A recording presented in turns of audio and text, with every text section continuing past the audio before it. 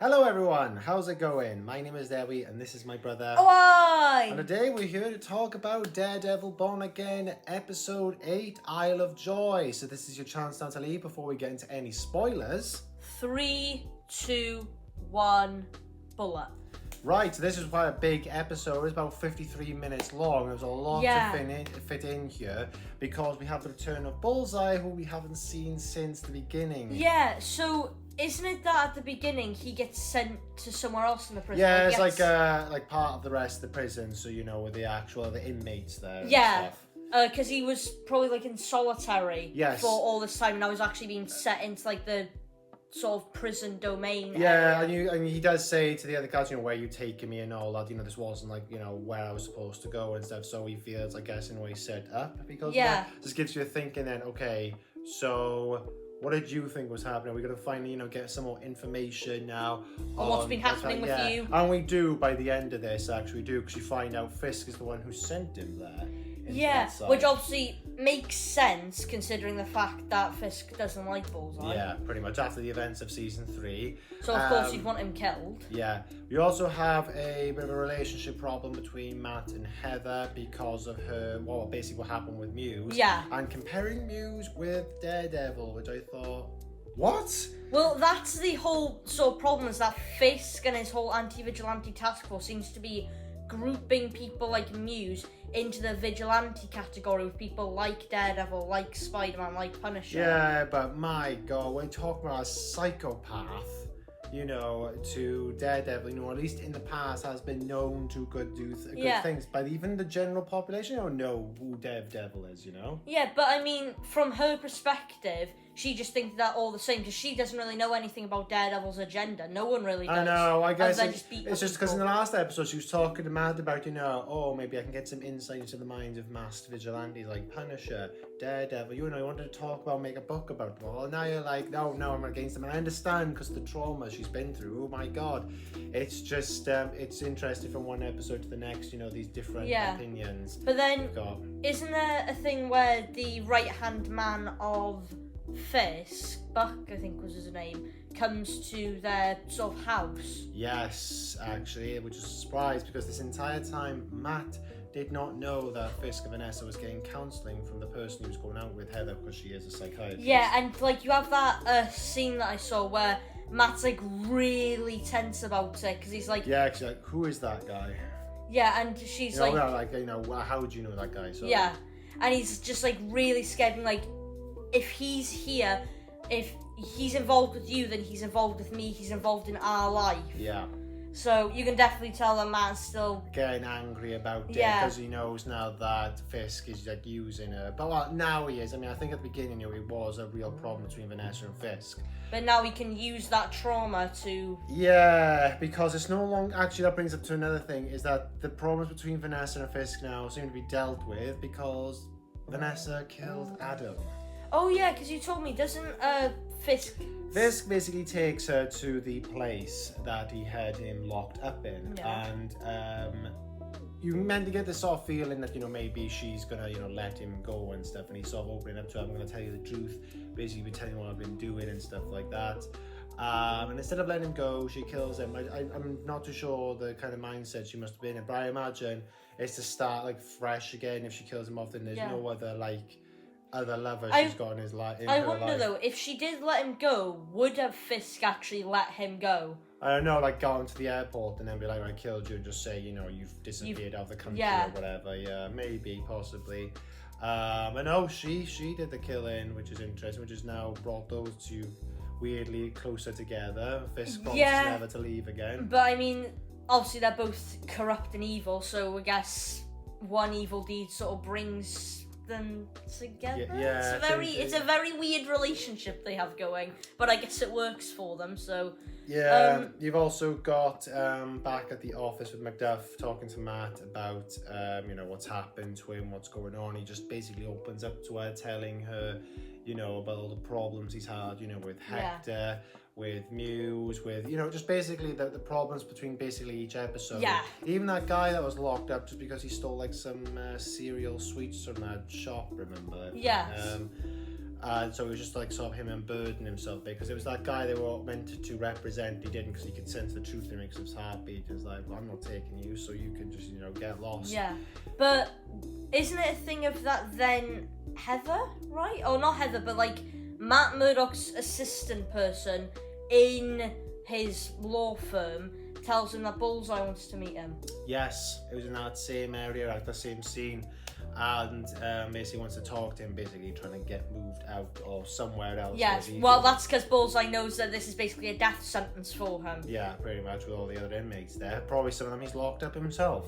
Yeah, when he was probably. still an agent, which I don't know if I've told you about that. He wasn't like an agent, FBI agent in the previous season 3 until he became a lunatic. So yeah, you had that. You also had back at the Josie's. Oh yeah, because he goes to Josie's, doesn't he? And he has like a drink there. She was thinking about opening it up. So yeah, open it up, man. Come on. And Sherry's there, trying to talk to Matt, trying to tell him, stop doing all this, trying to inflict pain upon himself. Because that, it has literally been, as we've said before, Fisk and Matt have just been slowly but surely working their way back into their old roles. And Matt, I think, has just lost his complete and utter, anger in this.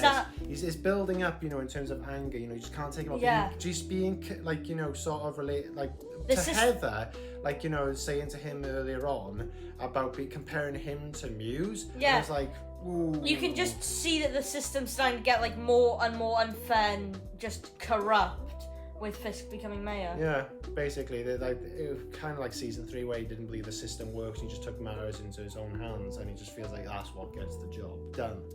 But in the end, he sort of figures out because he thinks that that the whole thing of Bullseye killing Foggy was more than just Bullseye. Yeah, there's a scene in Josie's bar. They're pouring her a drink, and it's the same one Foggy had in the beginning of the season. And he realizes they were celebrating early because he wouldn't have that drink. It was like Foggy's drink of saying I'm celebrating because the case he was on at the time, he felt so confident enough that he was going to win the case. Yeah. Now it was always a bit, what case? You're not actually too sure. It's kind of unknown. And ever since the whole thing with Muse and all these other things going on the task force and punishing all that, you sort of brushed off the side, now bringing it back in. So now you're sort of answering these questions now about why was he so he was celebrating because he was going to win the case. Now whoever he was going up against clearly didn't want him to win and had him killed off. So that's okay. So who is it? Now, obviously, generally, a lot of people think Fisk. We had the suspicion that it was Vanessa, considering the fact that Fisk was away for so long. Away at that time, and Vanessa had taken over the business company, which is established at the beginning of this season. With all the artwork she was giving out to all these other mob bosses like Victor and the Irish guy as well. Wig, so you had that. Then you've got the the ballroom scene, which is the very big scene. Isn't before that you've got the bit where Matt Murdock interrogates Bullseye? Oh yeah, I was actually going to bring that up because to lead that up to the very ending bit, but yeah, we'll talk about that. So he does go to visit him because he wants answers and to find out exactly who hired him that night.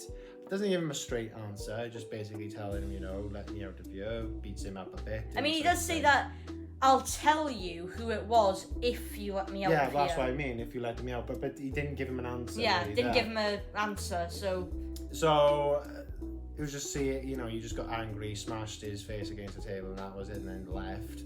But then what's interesting though is in that later on, I didn't expect it, to be honest, that he gets one of his teeth from inside his mouth and actually shoots one of the prison guards in the head. Yeah, and I was like, my God, any part of this guy's body can you use as a weapon, like his hands? Literally any single part. Well, I wouldn't say that. Maybe he uses his elbow, something just reflects, drops down and uses his elbow to shoot somebody. It'd be funny if he just got a small piece of head, somehow managed to use that as a weapon. He did get that, what was it, clip or something that hit the fly or something at the beginning of the season. I thought it was interesting. But it shows off his powers. What I thought was cool as well that they did establish this is the colour screen, so you can see what his vision is. Oh yeah, it's blue. It's like a blue screen. Because they say that he has enhanced vision, probably because of the spinal surgery he had or whatever. but yeah, I mean, he was always good with. That's why, you know, Poindexter, why he was hired. I mean, that's another story entirely. But he always had those powers anyway before spinal surgery. But yeah, I mean, so he gets out of prison. Then we have the ballroom scene at the end, and this is a big scene. I was kind of really tense through the whole thing of it, especially with the music in the background. It was just like, oh my god, the whole thing is really tense, you know. And you see all these people that Fisk brings in one by one into his this private room that rejected the idea of bringing back Red Hook, the port idea for business. One by one, they start to leave a bit more. Yeah, we'll be on board with it. Yeah. Then you see the woman before, can't remember her name, and Jack, who is meant to be the swordsman, is, you know, questioning like, where's her husband, and she seems so worried and panicky. It's like, oh, okay, well, something's clearly has happened, and then Fisk takes him to. Yeah, and basically sort of just tells him, you know, I'm gonna flat out say it. The rumors about you being the swordsman are true. Do you want me to come out and just tell everyone that enough for my task force to basically come out and see you basically at your place, and that tension between them. Yeah, and so then in the end he leaves, having been on board, and then he basically does that process with everyone else, doesn't he? Yeah. Daniel has a bit of a promotion as well. Oh yeah, as a advice, communication, communications. Talks to BB Urich, you know, they sort of hash it out. But I say hash it out, you know, they just sort of talk a bit. Yeah. But you also see the commissioner talking to BB Urich. Oh yeah. About the whole task force thing. And you know, there's a bit of communication where, you know, he tells her, didn't realise, you know, you're now working for Fisk. And she just says, you know, just trying to get close enough to basically, you know, find evidence. Yeah, find out. Because I never realised this entire time that she was actually onto him about being, her uncle's killer. Yeah. Because, I mean, we all know what Fisk is like. But from back then, how old she may have been back then, I don't know, was she aware of it? But then he tells her, you know, he was the prime suspect. It's like, yeah, I knew. So it's like, oh, okay then. So, a lot of people, you know, knew or thought about that, but, you know, nothing was substantial. Yeah, there was never enough proof to prove it. Yeah, so I was like, okay, what was her, did she even, know all this business? But clearly she knows now. Yeah. And she, gives him her sort of email for that if he finds anything off about Fisk, then to email her. Yeah. Yeah. Actually, doesn't he say, I think you told me that he'll dig up on the corrupt police that he has as his vigilante. Yeah, bring in files. So it'll be really interesting if that gets out and people find out that the task force that's meant to be protecting them are people who take things into their own hands, who won't go above and beyond what you're supposed to do to get things done. So, I thought that was quite interesting, especially when you find out what the task force did in that same ballroom scene when there's a journalist trying to take some photos of things. Oh, yeah. And I thought, oh god, it was a bit of a brutal scene, but I'm not going to get into that. You had that, BB Urich. Moving on, Matt showing up. This is where it all starts to really now start to build up and wanting to confront Fisk. Then confronts him saying, oh, you finally made it, you. Then, and he's listening to these conversations between Jack and Fisk and the whole project there and stuff. You even have Fisk's right-hand man when he's dancing with Vanessa on the shop floor, coming up to him and basically telling him Poindexter's escaped, so that's bullseye. Oh yeah. And it's like, okay, thank you. But you could then see in Vanessa's face instantly the shock, because she knows now that he's coming. Yeah. Because she's the one. She probably never expected that he'd ever get out of there, especially after Fisk had put his sort of sentence. And Matt is hearing all this and hearing the heartbeat, and then he realises in this moment, you know, it was her. And he was like, he was away. She took the power, she took the reins of everything, and she made it happen. And then he butts in, and you could see Fisk is panicky because it's like, you know, he doesn't like anyone going anywhere near Vanessa, let alone his arch enemy. Yeah. So he's all panicked. what is happening? Okay, you hold her close and I'll hold yours close as well, Heather. Yeah. And you feel like who's going to spill the beans first, you know? Is Foggy and Vanessa's whole thing, you know, going to be spilled out? Or is Matt being Daredevil from Fisk to Heather going to get spilled out first? It's like, which is going to happen? No, I don't. Oh, it's so tense. And then to top it all off, Bullseye on the top. By the way, hell, I thought this instantly when they started dancing in the whole ballroom thing and Bullseye getting out. Season 3, pretty much an exact replica, because that was about their marriage back then. This was their inaugural. Inauguration. Yeah. So, but it's still a party, a ballroom, and they're dancing, and all things are about to kick off. So like season 3. And then you've got Bullseye in the distance. I mean, last time it was on a stage, and she was up on the mic on a stage, basically telling them, you know, I'd like to say, you know, congratulations, happy cover. But unless he's up on the balcony, taking out one of the task force, and literally there with like a rifle shotgun and about to basically shoot Fisk. And then all of a sudden, which I didn't expect, was Matt to take the bullet. Yeah, I mean, because I would have thought that seeing as Matt doesn't want to kill Fisk, but also hates Fisk, that he would have just let sort of Bullseye kill him. I mean, it wouldn't have really been his fault, but at the same time, I guess it would have weighed on his conscience that he would have been aware of it.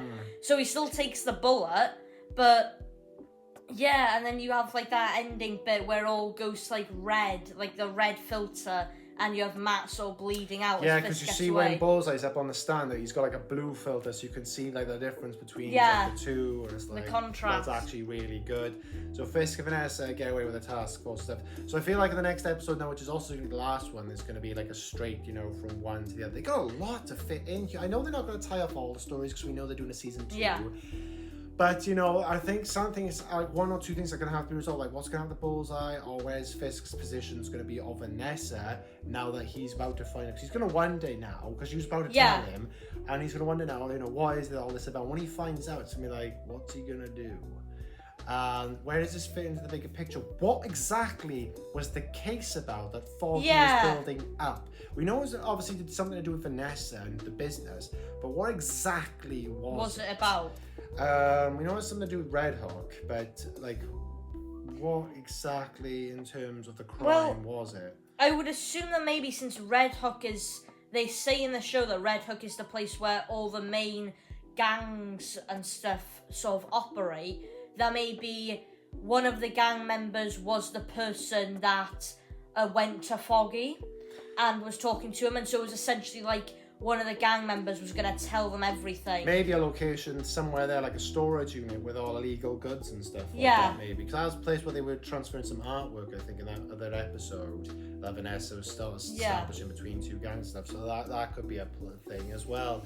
But no, I thought this was a really good episode. It was really tense towards the end, and they got a lot in here. I think the direction on it now has sort of gone a bit more linear. Like they know now where they're at. Yeah, I mean, it was said that they, like the new sort of team took over, or at least had a bigger hand in dealing with these last 2 episodes onwards, while as before this, I think you had the original team working on it, but then you now had like the sort of newer team to come and help, which is probably why there's a better angle for it, why it feels a bit more better. Yeah.